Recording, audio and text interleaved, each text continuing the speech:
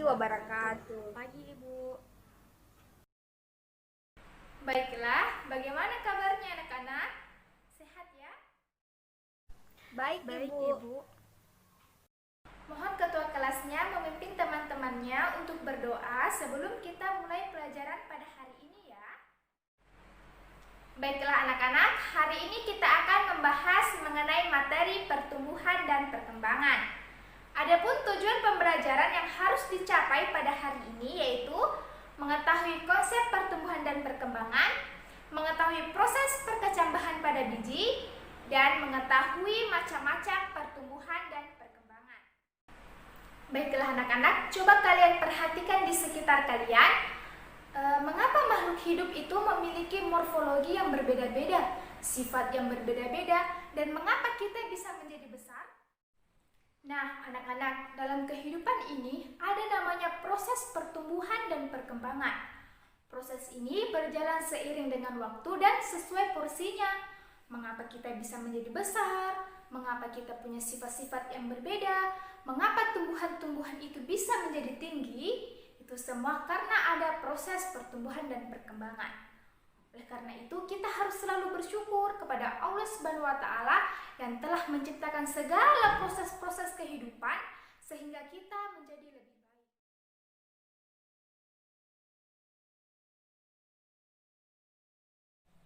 Anak-anak, coba kalian perhatikan gambar-gambar pada slide ini. Sudah ya? Ibu minta kepada kalian untuk mengungkapkan pendapatnya atau pikirannya tentang kedua gambar tadi. Oke, terima kasih. Nah, sekarang Ibu ingin bertanya, apakah ketika kalian lahir, kalian langsung tumbuh menjadi besar seperti sekarang? Kalian langsung bisa bicara, kalian langsung bisa berdiri? Bisa seperti itu? Tidak, Bu. Tentunya tidak ya. Lalu, apa dong? Apa yang terjadi pada diri kalian? Saya, Bu, mengalami proses pertumbuhan dan perkembangan. Nah, seperti yang kalian katakan bahwa dari sejak lahir hingga tumbuh dewasa, kalian mengalami proses pertumbuhan dan perkembangan. Lalu, bagaimana kalian bisa mengetahui kalau kalian mengalami proses pertumbuhan dan perkembangan? Saya, Bu, proses pertumbuhan ditandai dengan perubahan pada ukuran. Jadi anak-anak, pertumbuhan dan perkembangan terjadi pada semua makhluk hidup, baik manusia, hewan, maupun tumbuhan. Nah, pertumbuhan diartikan sebagai suatu perubahan yang ditentukan berdasarkan ukuran. Nah, proses pertumbuhan bersifat irreversible atau sifatnya tidak dapat kembali lagi. Contohnya, ketika kalian menanam pohon mangga. Ketika kalian menanam pohon mangga itu masih sangat berukuran kecil. Nah, beberapa bulan kemudian kalian datang melihat pohon mangga tersebut menjadi tinggi. Nah, itulah salah satu contoh dari proses pertumbuhan. Nah, Ibu ingin kalian juga menyebutkan salah satu contoh dari proses pertumbuhan. Ada yang bisa? Saya, Bu, misalnya pada manusia bertambah tinggi, kuku bertambah panjang, dan rambut bertambah panjang. Ya, bagus sekali ya. Nah, seiring mengalami pertumbuhan, makhluk hidup juga mengalami perkembangan.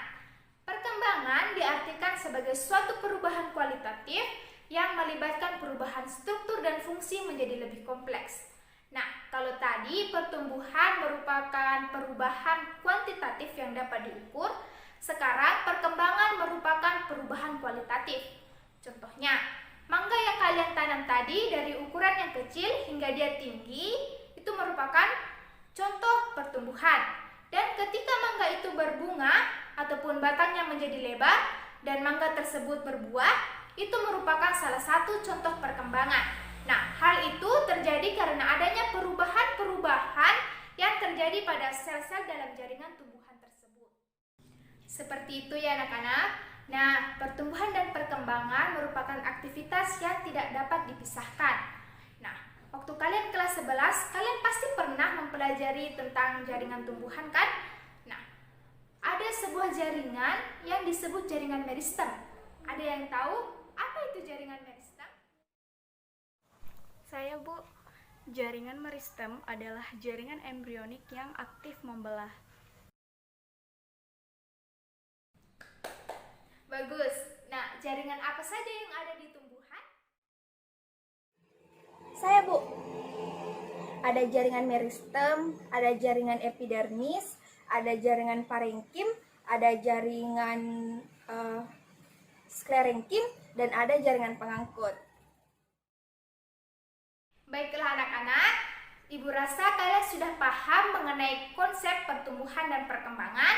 Sekarang Ibu ingin kalian berdiskusi dengan teman sebangku kalian untuk mendiskusikan proses perkecambahan pada biji. Nah, nanti Ibu akan tunjuk kalian secara acak untuk mempresentasikan hasil diskusinya. Baik, Ibu. Nah, waktu diskusinya sudah habis ya. Sekarang Ibu akan tunjuk kalian secara acak dan Ibu sekarang menunjuk Dian Hamdana. Kepada Dian Hamdana, silahkan nak presentasikan hasil diskusinya. Pertumbuhan dan perkembangan pada tumbuhan itu diawali dengan pertumbuhan pada bakal biji dan bakal buah. Kemudian tahap selanjutnya adalah perkecambahan. Jadi tumbuhan yang telah mengalami perkecambahan akan mengalami proses pertumbuhan menjadi tumbuhan dewasa dan akan menghasilkan biji kembali. Nah, awal perkecambahan ini dimulai dengan berakhirnya masa dormansi. Nah, berakhirnya masa dormansi ditandai dengan masuknya air ke dalam biji yang disebut dengan proses imbibisi. Nah, proses ini akan menginduksi aktivitas enzim yang ada di dalam biji sehingga awal perkecambahan dimulai. Setelah berakhirnya masa dormansi, tumbuhan tersebut akan mengalami proses perbanyakan sel dan pembelahan aktif. Nah, setelah mencapai masa sel tertentu, tumbuhan tersebut akan mengalami proses diferensiasi.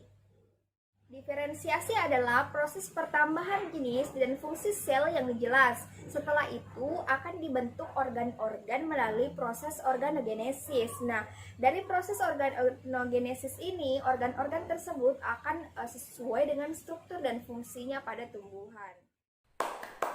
Beri tepuk tangan kepada Dian Hamdana. Bagus sekali ya.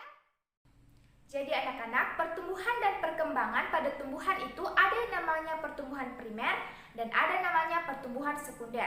Sebenarnya kedua pertumbuhan ini berasal dari jaringan yang sama, yaitu jaringan meristem. Nah, jaringan meristem merupakan jaringan embrionik yang aktif membelah. Nah anak-anak, ada yang tahu proses perkecambahan itu termasuk ke dalam pertumbuhan apa ya? Saya, Bu. Pertumbuhan yang terjadi selama proses perkecambahan adalah pertumbuhan primer, di mana pertumbuhan ini diawali dengan fase embrio sampai perkecambahan. Hal ini merupakan contoh pertumbuhan primer. Ya, benar sekali ya. Pertumbuhan pada masa perkecambahan merupakan pertumbuhan primer. Nah, pertumbuhan primer ini dimulai dari masa embrionik. Nah, struktur embrionik itu sendiri terdiri dari tunas embrionik yang akan membentuk batang dan daun, akar embrionik yang akan membentuk akar, dan kotiledon yang berperan sebagai penyedia makanan.